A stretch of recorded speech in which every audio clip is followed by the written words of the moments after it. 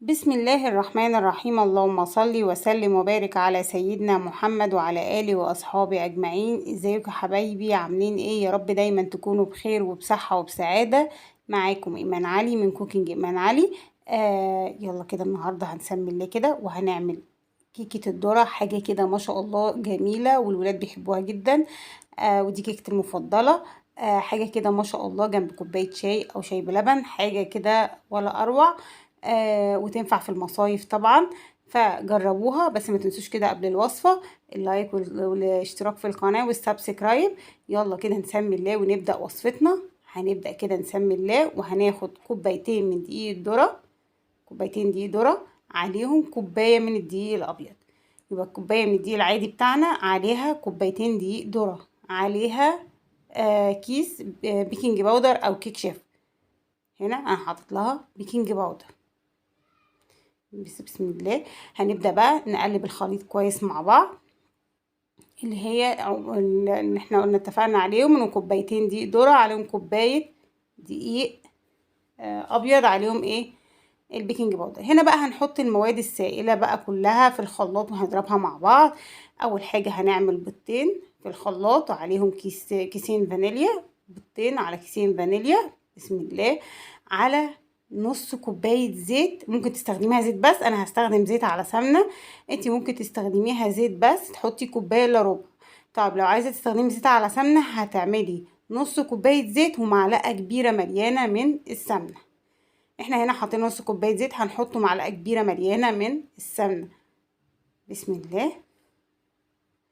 ادي كده، وهنحط بقى عليها معلقة خل كبيرة، وهنحط كوباية من اللبن.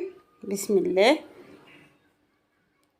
وكوباية من السكر. يبقى كوباية من اللبن وكوباية من السكر وكوباية الا ربع زيت او نص كوباية زيت على معلقة سمنة كبيرة حسب ما تحبي تفضليها.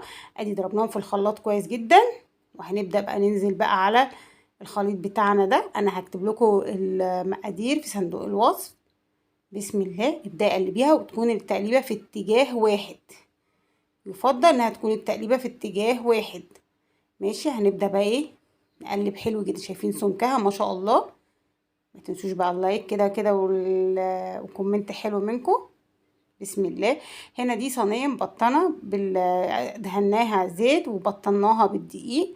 بسم الله. وفضينا عليها المكون بتاعنا، المكونات بتاعتنا اللي احنا عملناها كلها للكيكه. بسم الله.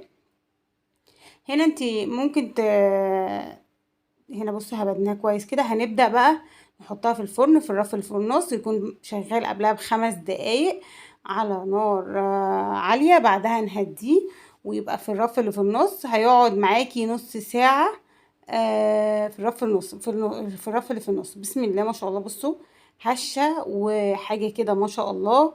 جربوها بالطريقة دي هتعجبكم. انا هنا قطعتها وهي سخنة كمان، يعني لو تسيبوها تبرد مش تبقى مفرولة كده قوي كمان. ده احنا هنا يعني عملناها كده كانت عشان بصي في ساعتها، بصي مش عارفة اضغط عليه، كانت سخنة هتفرفت خالص من بعضها، لان دي الذرة اكتر. ما شاء الله. شايفين حاجة كده ما شاء الله. جربوها. هشة وجميلة وحاجة كده، يعني ربنا يديمها نعمة علينا ويحفظها من الزوال وأبدلنا خيرا منها، اللهم أمين يا رب العالمين. جربوها بالطريقة دي والمقادير دي هتعجبكم وهتطلع مظبوطة جدا. وهسيب لكم المقادير في صندوق الوصف، وما تنسوش اللايك والاشتراك في القناة.